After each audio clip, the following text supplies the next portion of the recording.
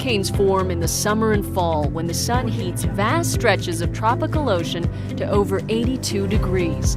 Warm, moist air rises over these hot spots, creating thunderstorms. Upper-level winds and surface winds then come together, forming a circular pattern of clouds known as a tropical depression. When the winds exceed 39 miles per hour, a tropical storm has developed. When the winds reach 74 miles per hour, a hurricane is officially born. Inside the storm, bands of rain up to 300 miles long meet in the eye wall, the most violent section. Here, winds of up to 200 miles per hour spiral upward. Within the center of the hurricane, downdrafts of dry air create a strangely calm area called the eye. Fully formed, a hurricane may stretch over 500 miles in diameter.